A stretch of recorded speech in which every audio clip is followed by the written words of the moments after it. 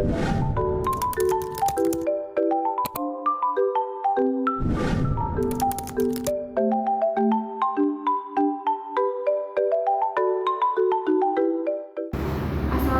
warahmatullahi wabarakatuh. Perkenalkan, kami dari Fakultas Ekonomi jurusan Manajemen Lokal C2. Kami di sini akan melakukan podcast untuk guna memenuhi tugas mata kuliah agama Islam yang diberikan oleh Bu Nove Kurnianti Sari, yang berjudul Fikih Mawaris.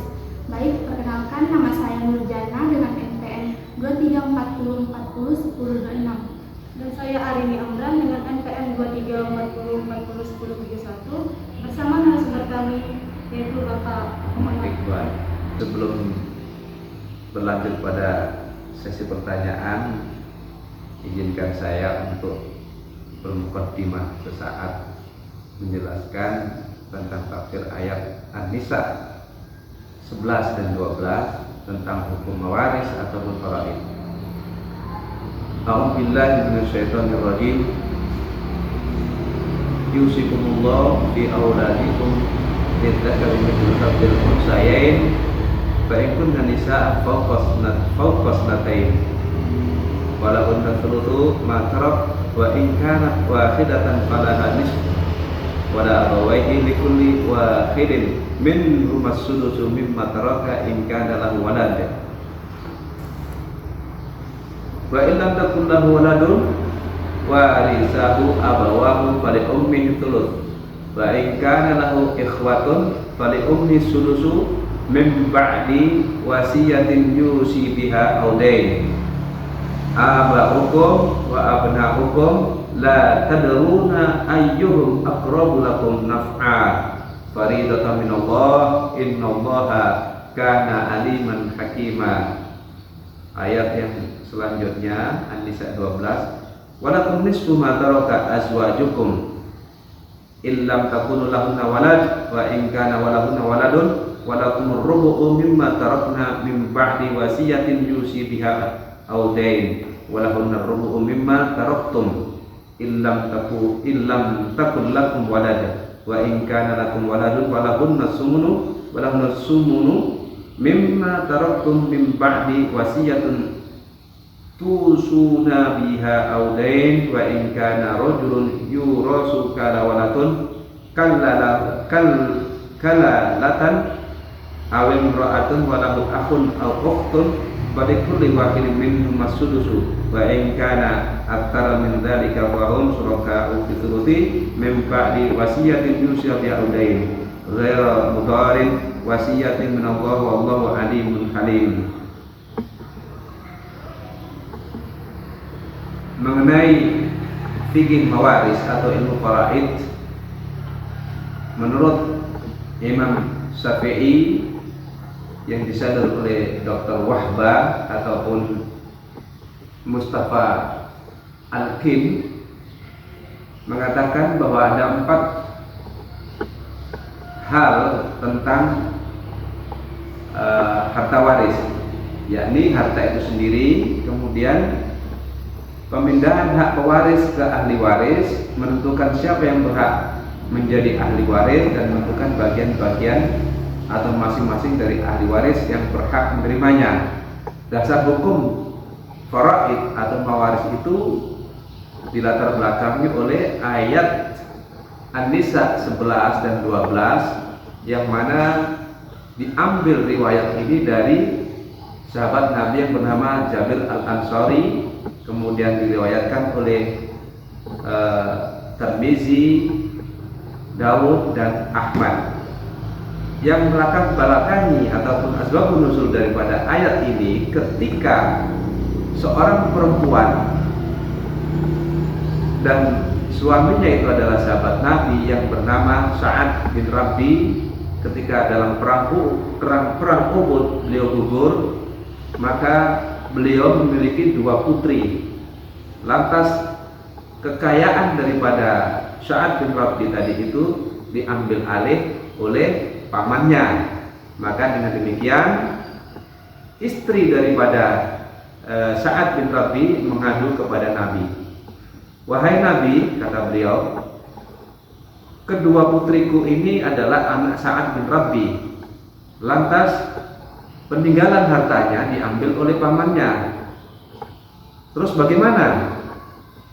Kita anak saya kedua ini nggak bisa menikah kalau begitu kan, nggak punya harta warisan untuk membiayai pernikahan itu. Maka seketika itu Nabi mendatangi paman atau saudara daripada Sa'ad bin Rabi dengan mengatakan, wahai fulan, wahai saudaranya Sa'ad bin Rabi, berikan harta warisan ini sepertiga buat kedua putrinya Sa'ad bin Rabi, kemudian berikan 1/6 kepada istrinya, 1/8 kepada istrinya, lantas sisanya Anda yang mengambil.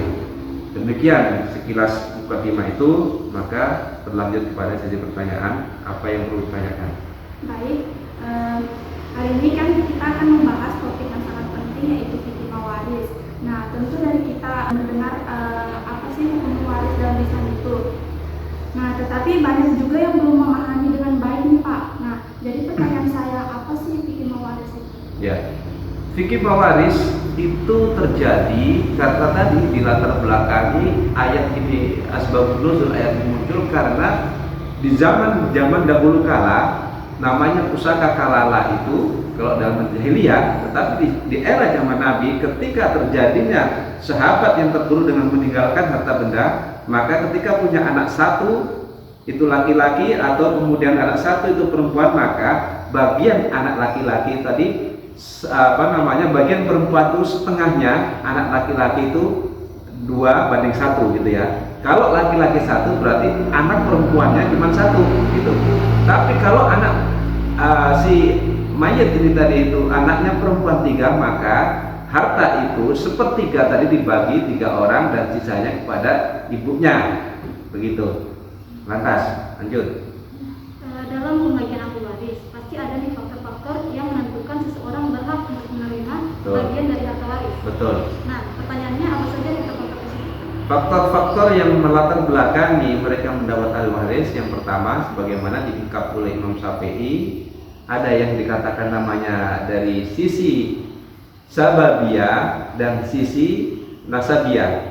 Sisi sababiyah itu ialah ketika saya seorang budak dimerdekakan oleh Anda, kemudian saya mempunyai harta tapi saya tidak punya anak, tidak punya bapak, tidak punya ibu, maka berhaklah Anda yang memiliki, yang mewarisi sepenuhnya harta itu. Itu dari sisi sababiyah. Dari sisi nasabiyah, saya meninggalkan anak, istri dan seterusnya, termasuk dari jalur saudara laki-laki saya, kemudian paman saya atau bapak ibu saya itu dapat bagian warisan sesuai dengan ketentuan yang sudah digariskan oleh ilmu mawaris itu sendiri, begitu. Warisan kan merupakan harta dari peninggalan seseorang yang ditinggalkan kepada ahli warisnya setelah kematian. Ya. Nah, namun kan Pak, tidak semua otomatis berhak atas warisan tersebut. Ya. Jadi apa saja sih Pak syarat-syarat yang harus dipenuhi untuk mendapatkan warisan tersebut? Syarat-syaratnya yang beroleh warisan yang pertama ialah tadi sudah saya ungkap tadi, dari sisi sababiyah dan dari sisi asabiyah dan nasabiyah. Yang menghalangi yang mereka tidak dapat menjadi seorang ahli waris, yang pertama karena dia keluar dari Islam. Yang pertama. Yang kedua, dia menjadi seorang budak. Yang ketiga, dia itu adalah pembunuh daripada si pewaris ini. Maka ini haram atau tidak dibolehkan untuk menerima harta warisan. Dan yang keempat, mereka yang sudah warisan mereka ini yang sudah di luar dari jalur sababiyah, atau ada yang sekarang kan mengaku-ngaku saya saudaranya dan seterusnya, ya itu nggak boleh, istilahnya itu. Lanjut. Nah, kemudian pertanyaan berikut ini juga masih banyak yang bingung nih Pak. Seperti yang kita ketahui, dalam struktur kekeluargaan terdapat anak kan. Ya. Kadang tidak semuanya terdiri dari anak kandung. Oke. Pasti ada beberapa keluarga yang memiliki anak ini. Pertanyaannya, apakah ada perbedaan dalam pembagian harta waris jika anak-anak tersebut memiliki harta darah yang berbeda? Oke.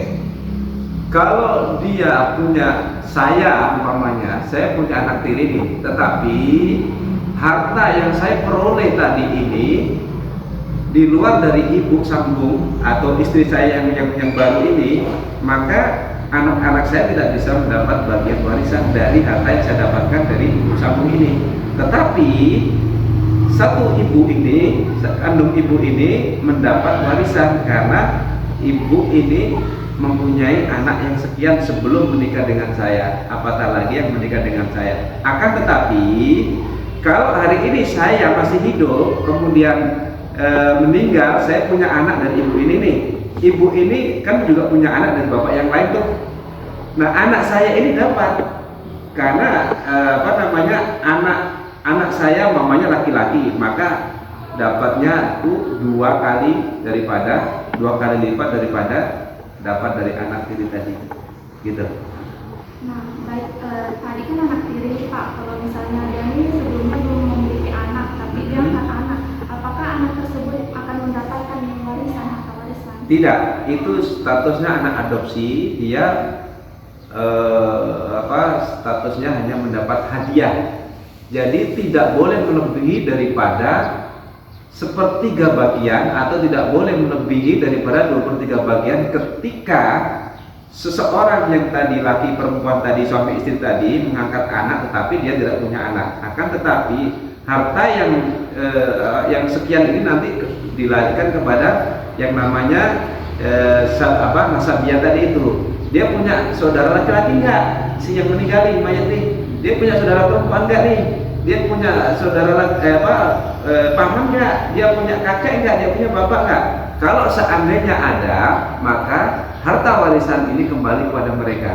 Akan tetapi anak adopsi ini perlu diberikan satu penghormatan dengan kebijakan-kebijakan yang sudah ditentukan oleh pihak-pihak yang mendapat warisan seperti dari kakaknya si yang meninggal tadi atau bapaknya atau kakeknya. Itu tergantung dari mereka. Tetapi apabila ketentuan itu dimakfukan, artinya kadang dia menuntut nih, kok saya udah lama hidup sama bapak ini, kok dapat sekian, itu juga bisa dianulir. Yang tadinya mendapat 2/3 maka dibagi rata, itu juga boleh. Sama umpamanya saya nih punya anak 3 perempuan nih, umpamanya saya meninggal, 3 ini berarti 2/3 bagiannya dibagi 3.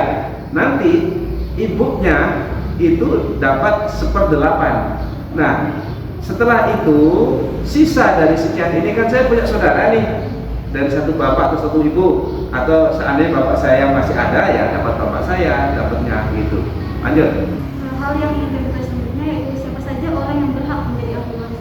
Oke, yang berhak menjadi ahli waris tadi itu bisa jadi adalah kalau saya tidak mempunyai anak, maka bisa jadi kalau seandainya hidup paman saya, kemudian saudara laki-laki saya, kemudian bisa jadi kalau seandainya saya tidak punya saudara laki-laki, ada saudara perempuan, maka dialah juga boleh menjadi atau berhak untuk menjadi ahli waris saya. Begitu. Pertanyaan berikut ini menjadi penutup podcast kita kali ini. Oke. Pertanyaannya, bagaimana hukum wasiat mempengaruhi pembagian warisan dalam keluarga yang memiliki banyak anak? Wasiat, tidak semua orang diberikan wasiat. Akan tetapi seseorang yang mewasiatkan kepada saudaranya atau kepada anaknya tentu ada pilihan. Kalau seandainya anaknya tadi diwasiatkan untuk memiliki warisan ini, tetapi dalam kondisi karakternya, dalam kondisi akhlaknya atau begitu, dalam kondisi kehidupannya masih tidak terlalu beriman, mohon maaf, atau tidak pandai untuk mengelola ini harta, maka yang berhak untuk menerima wasiat itu ialah orang yang tadi dikatakan tepat untuk bisa mengelola. Karena alasannya ialah apapun yang diwariskan ini dalam rangka istilahnya itu amal jariahnya bagi para si mayit tadi itu, baik laki-laki atau perempuan, agar tetap berkembang terus. Intinya begitu. Makanya yang ahli waris ini adalah orang-orang yang tepat, orang yang beriman, orang yang memang akhlaknya itu bagus gitu. Lanjut. Mungkin sekian dari podcast kita yang berjudul Fikih Mawaris. Kami mengucapkan sebesar-besarnya terima kasih kepada Bapak Muhammad Iqbal yang telah bersedia menjadi narasumber kami. Siap. Dan Assalamualaikum warahmatullahi wabarakatuh. Waalaikumsalam.